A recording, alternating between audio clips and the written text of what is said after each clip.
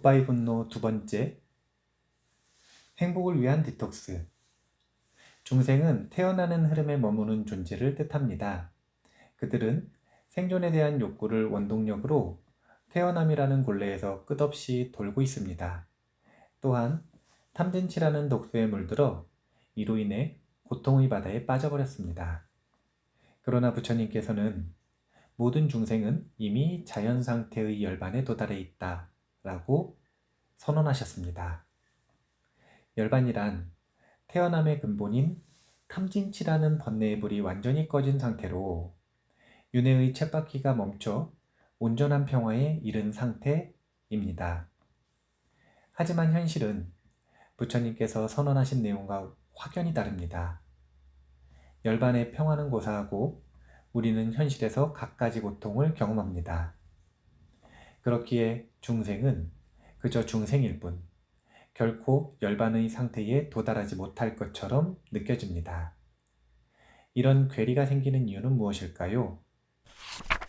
성경 속에는 흥미로운 이야기가 나옵니다.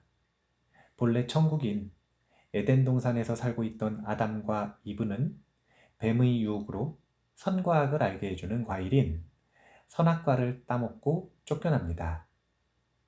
행복한 천국에서 고통의 세계로 이사하게 된 것입니다. 그리고 이 고통에서 벗어나기 위해 제시되는 해결책이 바로 믿음에 의한 구원이었습니다. 이것을 불교적인 입장에서 접근해 조금 도발적인 해결책으로 생각해 본다면 그것은 수행을 통해 선악과를 뱉어버리는 것입니다. 불교적으로 볼 때 선악과는 선과 악이라는 이분법적인 사고이며 탐진치 중 치에 해당하는 근본적인 어리석음을 의미합니다.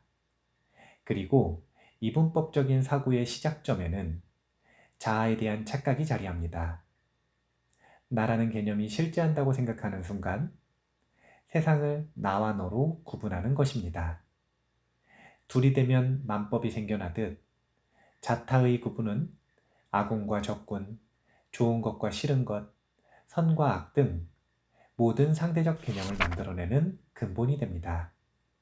그러니 선악과를 뱉어버린다는 것을 정확하게 표현하면 자아의 개념으로부터 자유로워지는 것입니다.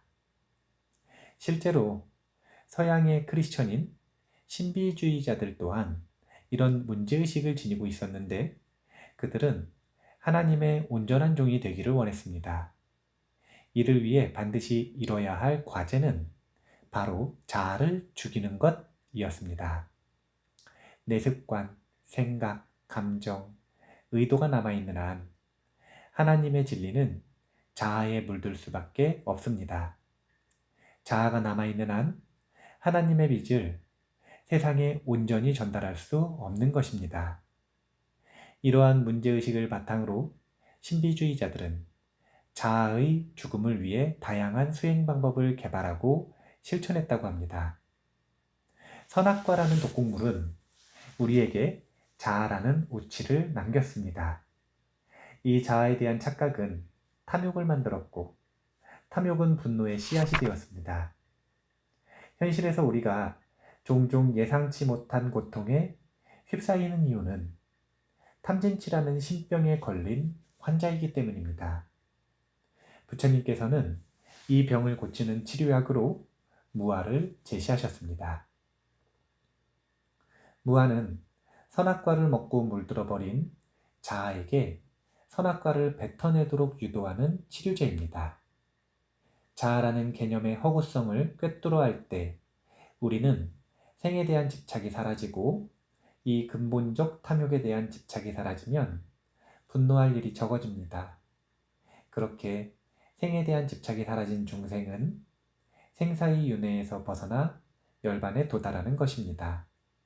사실 우리는 에덴 동산, 즉 열반의 세계에서 떠난 적이 단 한 번도 없습니다. 우리가 사바 세계라고 여기는 지금 이 자리가 열반의 세계입니다. 바뀐 것은 단 한 가지뿐인데 그것은 바로 이곳을 바라보는 눈입니다. 본래 부처님의 눈으로 살던 우리는 선악과로 인해 이분법적 인식체계에 물들어 열반의 세계를 사바세계로 오해하고 있을 뿐입니다. 부처님께서는 이 세상을 있는 그대로 바라보지 못하도록 만드는 이 인식체계를 교정하기 위해 이분법의 근본이 되는 자아로부터 자유로워지는 방법을 교육하셨습니다. 부처님의 열반 교육을 받는 제자들은 고향에서 고향 찾는 나그네와 같습니다. 중생은 이미 열반이라는 고향에 머무르고 있지만 자기 자신을 나그네라고 여기며 허구의 고향을 찾습니다. 이렇게 중생이 이미 고향에 있는데도 고향에 있는 것을 알지 못하는 이유는 무엇일까요? 앞서 언급했던 것처럼 이분법적 사고를 통해서는 불이인 열반의 세계를 인식하는 것이 불가능하기 때문입니다. 부처님께서 중생은 이미 자연상태의 열반에 도달해 있다라고 말씀하신 것은 우리는 이미 고향에 도착해 있다라고 선언하신 것입니다.